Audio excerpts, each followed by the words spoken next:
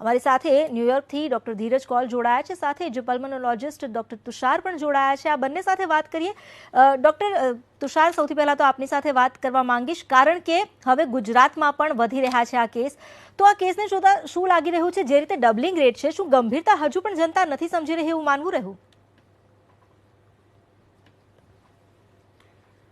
હાલમાં જે આપણા ગુજરાતમાં કેસીસ જે વધી રહ્યા છે ઓમિક્રોનના, અને વિશ્વમાં પણ જે આ કેસીસ વધી રહ્યા છે, જે અત્યારે આપણે જોઈ રહ્યા છે કે યુએસ, યુકે અને જે આફ્રિકન કન્ટ્રીઝમાં જેટલા ઝડપથી વધી રહ્યા છે, એ ધ્યાન રાખતા આપણે ગુજરાતમાં પણ આપણે ખૂબ જ ધ્યાન રાખવાની જરૂર છે. કારણ કે એમાં પણ હવે ગુજરાતમાં પણ 23 જેટલા કેસીસ નોંધાયા છે અને ભારત દેશમાં પણ વધી રહ્યા છે આ કેસોનું પ્રમાણ. તો લોકોએ ઘણું બધું સોશિયલ ડિસ્ટન્સિંગ, જે અત્યારે આપણે હવે ભૂલી ગયા છે, સોશિયલ ડિસ્ટન્સિંગ, માસ્ક અને સેનિટાઇઝેશન, જે આપણને જે છેલ્લા 6 મહિનાથી આપણને જે વિરામ મળ્યો હતો, કોરોનાના કેસો જે ઘટવા માંડ્યા હતા એમાં પણ હવે વૃદ્ધિ થવા માંડી છે. તો આ વસ્તુનું 3 વસ્તુનું અચૂક પાલન કરવું જોઈએ અને દરેક જણાએ એનું સ્ટ્રિક્ટ. અને બીજી મારી લોકોને નમ્ર વિનંતી છે કે જે લોકોએ રસીકરણમાં રસીના જે લોકોએ એક પણ ડોઝ નથી લીધા તેમને 1 ડોઝ લેવાનો, અને જેને 1 ડોઝ કમ્પ્લીટ કર્યો છે તેમને બીજો ડોઝ લેવા માટે નમ્ર વિનંતી છે. કારણ કે વિશ્વમાં પણ જોયું છે કે જેમને રસીના બંને ડોઝ લીધા છે તેમને પણ ઓમિક્રોન તો થાય જ છે, પરંતુ જે સિવિયર પ્રમાણમાં નથી થતું. જે ગુજરાતમાં લગભગ 23 કેસ નોંધાયા છે એમાં પણ રસીકરણની તો હિસ્ટ્રી હતી જ, અને પણ એ લોકોને પણ માઇલ્ડ પ્રમાણમાં થયા છે. જે જામનગરમાં સૌથી પહેલા 3 કેસ આવ્યા હતા, એ 3 કેસને તો લગભગ ડિસ્ચાર્જ કરી દીધા છે, અને એ લોકોને કોઈને પણ હોસ્પિટલાઇઝેશન, ઇન્સ્ટિટ્યુશનલ આઇસોલેશનની જરૂર પડી છે. કોઈને વધારે લંગ્સમાં ઇન્વોલ્વમેન્ટ થયું કે ઓક્સિજનની રિક્વાયરમેન્ટ થઈ કે વેન્ટિલેટરની, એવું કોઈ કેસમાં હજુ સુધી કોઈ પુષ્ટિ થઈ નથી. बिल्कुल, જે રીતે केस वधी रहा है, अपनी साथ डॉक्टर धीरज पर जोड़ाया है. डॉक्टर धीरज, क्या ये लग रहा है, अगर भारत की ही बात करें तो डबलिंग रेट जिस तरह से बढ़ रहा है, संक्रामकता पहले से ही ज्यादा है, WHO ने बोला है, तो डबलिंग रेट को देखते हुए भारत के लिए ये कितना प्रॉब्लमेटिक हो सकता है? नमस्कार, thank you for having me on the show. देखिए, डबलिंग रेट जैसे हम जानते हैं ओमिक्रॉन का सबसे तेज है अभी तक जितने भी वेरिएंट कोविड के आए हैं.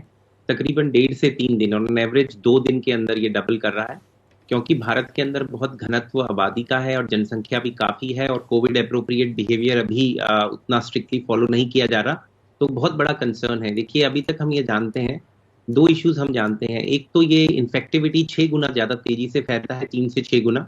दूसरा हम ये जानते हैं कि स्पाइक प्रोटीन के ऊपर सबसे ज्यादा चेंजेस इस वेरिएंट में देखे गए हैं, और स्पाइक प्रोटीन को यूज करके ही वैक्सीन्स बनी है, इंक्लूडिंग एस्ट्राजेनेका और mRNA बेस्ड प्लेटफॉर्म वैक्सीन्स, जो कि मॉडर्ना है, फाइजर है.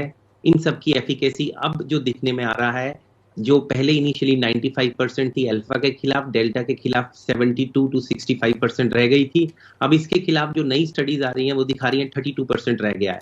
मैटर ऑफ फैक्ट, अब हम डेफिनेशन चेंज कर रहे हैं अमेरिका के अंदर, इसकी तरफ तेजी से प्रगति हो रही है कि अगर आपको 2 डोजेज लग चुकी हैं और दूसरी डोज 6 महीने बाद लगी है, तो आपको तीसरी बूस्टर लगाना है, और जब आप बूस्टर्ड होंगे उसी को हम कंप्लीट वैक्सीनेशन बोलेंगे, मतलब तीसरी डोज. और अब जो स्टडीज आ रही हैं वो रिकमेंड कर रही हैं कि booster with in 4 months of last dose लग जाना चाहिए फॉर ऑप्टिमल रिजल्ट्स. और तीसरी बात, ये बात सही है कि सीवियरिटी ऑफ सिकनेस कम है, लेकिन अगर नंबर्स बहुत ज्यादा होंगे तो काफी पेशेंट्स आएंगे, हॉस्पिटल में पहुंचेंगे और सिस्टम क्रैश हो सकता है. ऑल्दो सीवियरिटी कम है, लेकिन अगर बहुत लोग इन्फेक्ट होंगे तो फिर भी रिलेटिव नंबर्स ऑफ हॉस्पिटलाइजेशन बढ़ जाएंगे. तो ये सीरियस है, बहुत सीरियस कंसर्न है. बिल्कुल, डॉक्टर तुषार, जे रीते डॉक्टर धीरज कोले जणाव्યું કે ખૂબ સિરિયસ કન્સર્ન છે, કારણ કે આપણે ત્યાં જનસંખ્યા પણ વધુ છે, ગમે એ રાજ્યની વાત હોય. હવે સવાલ એ છે કે જે રીતે સ્પાઇક પ્રોટીન અને મ્યુટેશનની વાત કરવામાં આવી રહી છે, તો ઓમિક્રોનના કેસ જે રીતે ગુજરાતમાં વધી રહ્યા છે, લાગે છે કે વેક્સિનેશન જે થઈ રહ્યું છે તેમ છતાં અત્યારે સ્થિતિ ચિંતાજનક છે? હાલમાં તો જે પ્રમાણે કેસીસ જોવા મળી રહ્યા છે એ પ્રમાણે તો સરકાર પહોંચી વળે એ રીતના છે, પણ સ્થિતિ ધીમે ધીમે આ જેનો ડબલિંગ રેટ છે અને ઇન્ફેક્ટિવિટી જે 6 ગણી વધારે છે, એ જોતા જો આપણે અહીંયા એક તો ભીડભાડવાળી જગ્યાઓમાં લોકો વધારે હોય છે, અને અત્યારે મેરેજની સિઝન્સ પણ હવે નેક્સ્ટમાં પણ આવવાની, એટલે અત્યારે તો કમોરતા ચાલી રહ્યા છે, પણ તો પણ મેરેજની સિઝન વધતા લોકોનો મેળાવડા અને ક્રિસમસ ચાલી રહ્યા છે, એટલે એ બધા મેળાવડા જોતા એ લાગે છે કે જો કેસોની સંખ્યા જો જો વધશે તો આપણે 100% મુશ્કેલી પડી શકે અને આપણે જે બીજા વેવમાં જે આપણે સહન કર્યું છે, જે સહન કરવું પડ્યું છે કે હોસ્પિટલ ફૂલ થઈ ગઈ હતી, ઓક્સિજનની થોડી એ રહી હતી, એ બધી વસ્તુઓની ન થાય એના માટે લોકોએ સતર્ક રહેવાની ખૂબ જ જરૂર છે. સતર્ક તો રહેવું પડશે, પણ ડોક્ટર તુષાર, શું એવું લાગે છે, જે રીતે ડોક્ટર ધીરજ કોલ જણાવી રહ્યા છે કે બૂસ્ટર ડોઝ માટે વિચારણા થવી જોઈએ, બાળકોને આપણે ત્યાં પહેલા જ વેક્સિનેશન માટે હજુ વિચારણા થઈ છે, કોઈ વેક્સિન આપવામાં નથી આવી, તો શું બૂસ્ટર ડોઝ પણ જરૂરી લાગી રહ્યો છે આ સ્થિતિમાં? હા, જે ડૉક્ટર ધીરજે કીધું અને જે હમણાં સ્ટડી પણ આવ્યા છે, જેની સાયન્ટિફિક સ્ટડી બહાર થઈ ગયેલી છે, એ જગ્યાએ એવું કહેવામાં આવ્યું છે કે આપણે જો બૂસ્ટર ડોઝ 6 મહિનામાં કે વિધિન 4 મંથ પછીથી લેવામાં આવે તો આની ઇમ્યુનિટી વધી શકે છે, એટલે બૂસ્ટર ડોઝની તો જરૂર છે. અને બીજી જે આપણે કીધું કે બાળકોમાં પણ ભારતમાં બે આપણી જે ઝાયડસ કેડિલાની છે, ઝાયકોવિડ, અને બીજી છે જે કોવેક્સિન, એ બંનેના બાળક ઉપરના પરીક્ષણો પૂર્ણ થયેલા છે, એટલે એ લગભગ સરકાર મંજૂરીના આરે છે. તો એનું જલ્દીથી વેક્સિનેશન્સ થાય એ ખૂબ જ જરૂરી છે, કારણ કે આપણે હમણાં છેલ્લા લગભગ 10 દિવસથી આપણે જોઈએ છીએ, અને છેલ્લા સરકારે હમણાં આંકડા પણ જાહેર કર્યા હતા કે બાળકોમાં પણ કોરોનાનું પ્રમાણ જોવા મળ્યું છે, અને અમદાવાદમાં હમણાં સ્કૂલોમાં પણ આ કોરોનાના કેસીસ ઘણા બધા જોવા મળ્યા હતા.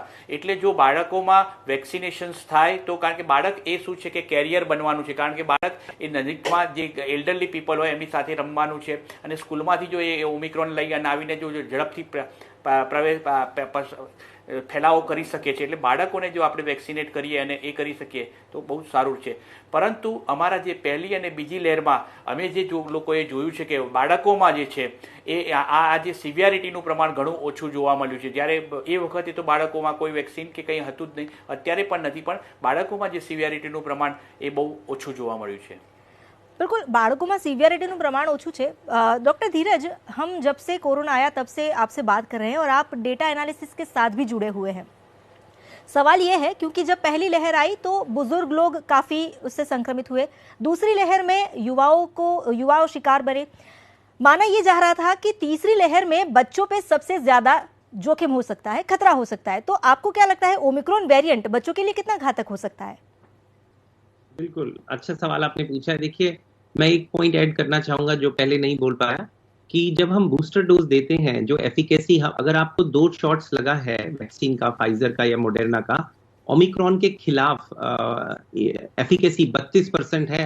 साउथ अफ्रीका का अगर डाटा देखें, अगर आप बूस्टर लगाते हैं तो 22% राइज होता है, मतलब 32 + 22 अराउंड 54% बन जाता है. और तीसरी बात ये जानना जरूरी है, जो बच्चों की आप बात कर रही थी, शायद मैं समझ पाया, 12 से 18 साल की उम्र के जो बच्चे हैं, उनके अंदर जितनी भी वैक्सीन की ट्रायल है, 4 महीने 5 महीने पहले हमने आप ही के शो पे बताया था, बहुत सेफ है, उनकी एफिकेसी एडल्ट से भी ज्यादा है. और भारत के अंदर एक बहुत बड़ी आबादी के फर्स्ट रिस्पॉन्डर्स हैं, डॉक्टर्स हैं, मेडिकल प्रोफेशनल्स हैं, जिनको 6 महीने से ज्यादा हो चुके हैं सेकेंड डोज लिए, और वो blunt of the storm face करेंगे, तो उनको भी वैक्सीनेट करना जरूरी है, बूस्टर देना जरूरी है. खासतौर पे ऐसे और भी लोग हैं जिनकी इम्यूनिटी कमजोर है, जैसे कि वृद्ध लोग हैं, 65 से ऊपर, डायबिटीज, कैंसर के पेशेंट, एस्थमा, सीओपीडी, डायलिसिस के पेशेंट, इनकी इम्यूनिटी कमजोर होती है, उनको बूस्टर देने से एडिशनल 22% एफिकेसी हो जाती है. अब आप जो मुझसे सवाल पूछ रही थी, आई बिलीव वो बच्चों के बारे में पूछ रही थी, अगर आप रिपीट कर पाए क्विकली तो. जी डॉक्टर धीरज, मैं वही जानना चाहती हूँ कि ओमिक्रॉन वेरिएंट बच्चों के लिए कितना घातक हो सकता है. बिल्कुल, देखिए, ओमिक्रॉन वेरिएंट हम सिर्फ डेल्टा से कंपेयर करते हैं एज ऑफ नाउ. अल्फा आपने बिल्कुल ठीक बोला, एडल्ट और ओल्डर लोगों के अंदर ज्यादा मॉर्बिडिटी दिखा रहा था, हॉस्पिटलाइजेशन. डेल्टा जैसे हमने बताया यंगर लोगों के अंदर, और वैक्सीन को एस्केप करने के उसके अंदर जो चेंजेस थे स्पाइक के ऊपर, और ओमिक्रॉन में और भी ज्यादा है. तो ओमिक्रॉन यंग लोगों को ज्यादा इन्फेक्ट करता है. ये बात सही है कि डिजीज, अगर आप बात करें कि कितने परसेंट लोग इन्फेक्ट होने के बाद हॉस्पिटलाइज होते हैं, वो डेल्टा से अभी तक कम दिख रहा है. लेकिन अगर रिलेटिव नंबर्स बहुत ज्यादा हो जाएंगे इन्फेक्शन के, तो एब्सोल्यूट नंबर हॉस्पिटलाइजेशन रिक्वायरमेंट के बढ़ जाएंगे.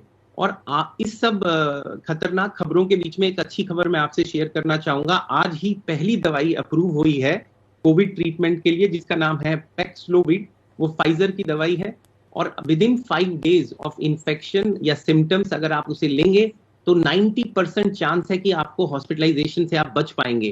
तो यहाँ पे वो अप्रूव्ड है 18 साल से ऊपर के लोगों के लिए, और खासतौर पे ऐसे लोगों के लिए जिनकी इम्यूनिटी कमजोर है. और with in 5 days of symptom अगर आप लेंगे, जैसे मैंने बताया, तो बहुत मृत्यु बिल्कुल नहीं होगी और हॉस्पिटलाइजेशन से 90% आप बच जाएंगे। अभी ये आज ही अप्रूवल आया है और जनवरी से ये 2.5 लाख दवाइयां मिलनी भी शुरू हो जाएंगी। तो अभी हमारे पास 3 लेयर ऑफ प्रोटेक्शन है। एक है प्रिवेंशन जो कि मास्क और वैक्सीनेशन देता है। सेकंड है ट्रीटमेंट जिससे हम बच सकें कि हम बहुत सिक हो जाएं, आईसीयू पहुंचे या मोर्टेलिटी हो जाए। वो है आपकी एंटीबॉडी कॉकटेल जिसकी एफिकेसी ओमिक्रॉन के नीचे आ चुकी है। और दूसरी ये दवाई आज जो रिलीज हुई है पैक्सलोविड फाइजर की, ये सेकंड है जो आपको सीवियर सिक होने से बचाती है। और अगर आप सीवियर सिक हो गए तो अभी तक हमारे पास स्टेरॉइड्स हैं जो अच्छा काम कर रहे हैं। तो डेफिनेटली कंसर्न है यंग लोगों के अंदर ओमिक्रॉन, लेकिन सीवियरिटी अभी कम है। लेकिन एब्सोल्युटली अगर ये बहुत तेजी से फैल रहा है, अगर पब्लिक कोविड अप्रोप्रिएट बिहेवियर नहीं रखेगी, ज्यादा से ज्यादा लोग इन्फेक्ट होंगे तो रिलेटिव नंबर जो हॉस्पिटलाइज होंगे वो बढ़ेंगे और कोई भी हेल्थ सिस्टम क्रैश हो सकता है।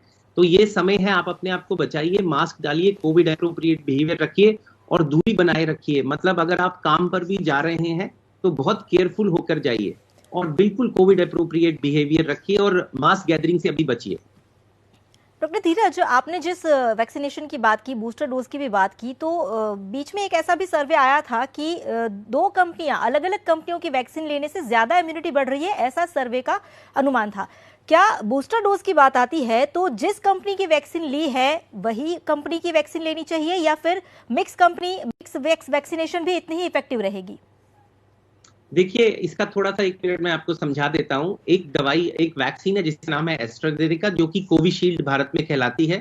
40 साल से उम्र के बाद के लोगों के लिए कई देशों में बंद हो गई है क्योंकि वहां पे क्लॉट फॉर्मेशन का बहुत बड़ा रिस्क था। इसीलिए एक ब्रिजिंग ट्रायल की गई ये देखने के लिए अगर किसी को पहली डोज एस्ट्राजेनेका की लगी है, क्या हम उसे फाइजर या मोडेर्ना दे सकते हैं? अगर देंगे तो कैसा रिस्पॉन्स आएगा?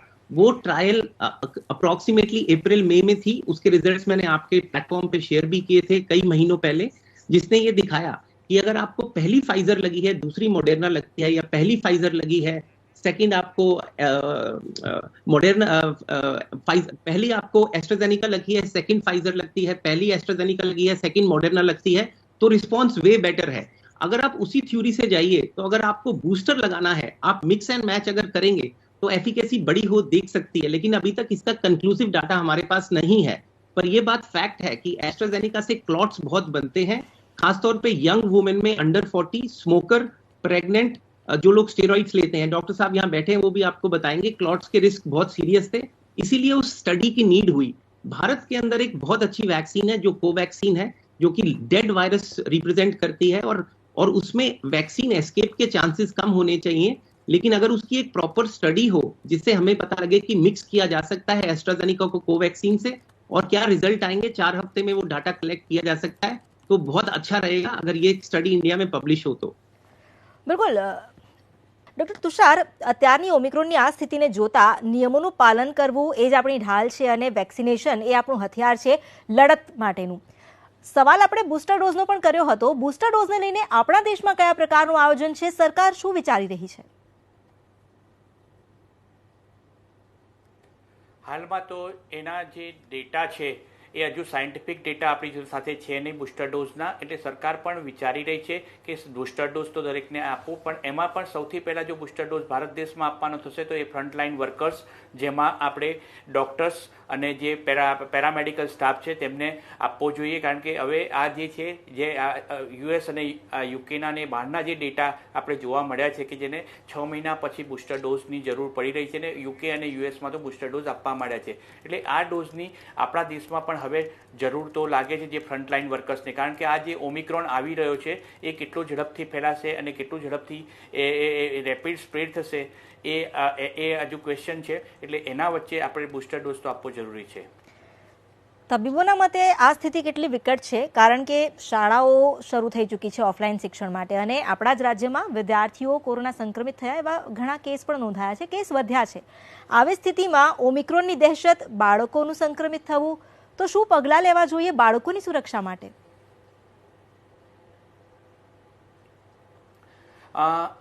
ઓમિક્રોનની દહેશત વચ્ચે જ્યારે બાળકો માટે જ્યારે સ્કૂલો પણ ચાલુ થઈ છે, ઓફલાઈન સ્કૂલો ચાલુ થઈ ગઈ છે, કારણ કે છેલ્લા 2 વર્ષથી બાળકો ઘરે રહી અને એટલા બધા સાયકોલોજીકલ ઇફેક્ટ પણ થઈ હતી અને ઓફલાઈન સ્કૂલ કરવી જરૂરી હતી.